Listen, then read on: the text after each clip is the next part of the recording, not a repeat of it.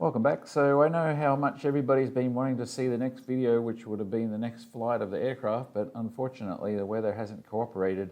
The high pressure that was coming in did come in and is still here, and we've had beautiful weather, clear skies and cool temperatures.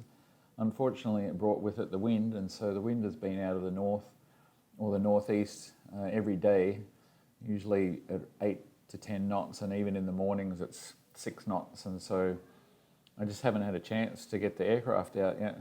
Everything's ready to go, so I'm just going to be sitting and waiting for that to happen. In the meantime, I've been making lots of progress in OnShape, and as you can see, I've got everything in here. In this particular version of the model there, I've sort of mirrored everything across. I haven't bothered to set all the colors and stuff, but from here I can do renderings and all that sort of stuff now, so that's kind of nice. But what I've really been working on is sorting out this extra cooling that I may or may not need, to keep the coolant temperatures down. But this is what I've come up with so far. So I was going to put a radiator up in front, so you can see I've modeled in these tanks and stuff, just really roughly what I had, and then also the expansion tank in here. But instead of putting a radiator in the front, what I'm planning on doing is putting an intercooler in there, because it basically does the same thing. So if you have a look in here, this is what I've got so far, and this is all going to fit without even taking out anything that I've put in there. I really like having these tanks in there because they give me the extra time to climb without worrying about whether or not the air cooling solution is doing anything for me. But basically this is what I'm doing here. So I've got like a NACA scoop that I'm putting in here, and this is just roughly modeled in. I'm still trying to get better at using OnShape here, but it's going to be a NACA scoop inlet there with a 3.5 inch, actually starting out with a 4-inch diameter inlet there. And then that's going to use a silicon coupling there, and then go into this intercooler, and then another silicon coupling, and then aluminum tube out here that's going to pop out the side of the fuselage, and I'm going to keep a little lip on there in order to deflect the air outboard and create like a good low pressure on the side here. And so if you're looking kind of from the front view, the air is going to be going in there, a straight shot through the intercooler, so it doesn't really have to go around any 90-degree bands or anything, and then basically out the other side. So the intercooler that I'm looking at here is one from Frozen Boost. So it's like 15 inches long. It has a core that's 10 inches and then basically 6x6 core. And this is designed for intercooling, turbo boosts. And as you can see here, it can handle up to 1,200 cubic feet a minute, or 1,200 horsepower. And we've done the calcs on this. So at 120 knots with a 4-inch, or actually 3.5 inch inlet, which is the size of this, the amount of airflow going into it should be about 800 cubic feet a minute. And at 180 knots, it'll be this 1,200 cubic feet a minute. And that's if you get perfect flow for the airspeed that the aircraft's moving at. And then on either side of this intercooler, there's a little sort of cavity on either side of it there, where your water or your coolant flows in, goes through the radiator, and then comes out the other side. So I'm going to plumb that into the existing system, and it'll basically mean that the flow of the coolant will come from the engine hot. It'll go in through the cabin first through the heater core, and I can sort of vary that. And then from there, it'll come back out of the cabin, and it'll go through this guy. And then from there, it'll go into the 2 tanks. So the tanks should already be getting coolant that's already been pre-cooled by this intercooler.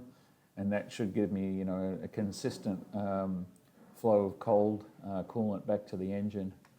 So it should, hopefully help everything out nicely. And the good thing about this is I don't really have to do much in the way of fabrication. So this is the scoop that I'm going to use. I just found this online.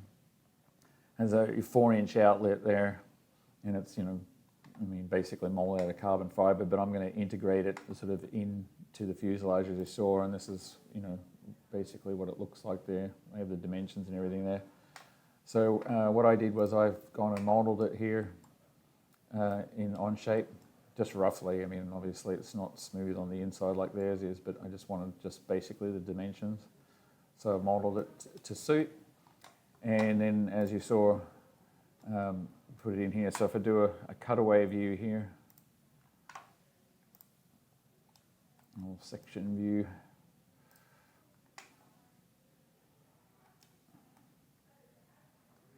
and I can move this back,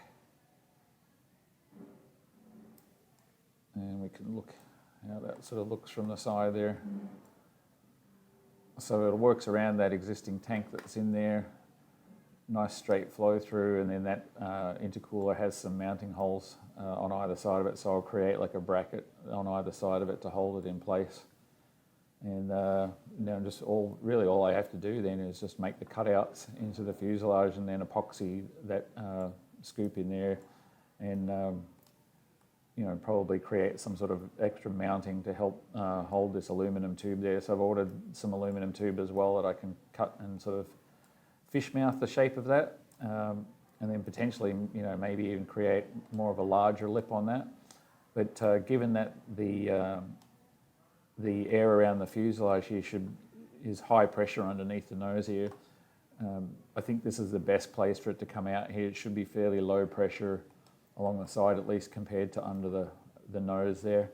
And with that lip on there deflecting the air, that should create a good low pressure suction sort of on the side there, similar to what I did on the cowling around the back of the engine there. So anyway, that's what's going on. I've ordered the parts already, and they'll be here on Monday, and I can get started on this. And I mean, there's a potential that I could have this installed even before I get to fly the aircraft again, which wouldn't be a bad thing, because that would just mean I have even more cooling and not have to worry about things getting too hot. So that's what I've been working on, and that's basically all I've got to show you on this one. So that's going to be my video, and again, just sit tight like what I'm doing with respect to the next flight, and then we'll see about you know, getting this installed and how well this is going to work. But I think the amount of cooling this thing should provide should be substantial, and really help out with the whole cooling situation for the engine. Anyway, that's going to be my update. Thanks again for watching, and tune in again for the next one. Cheers.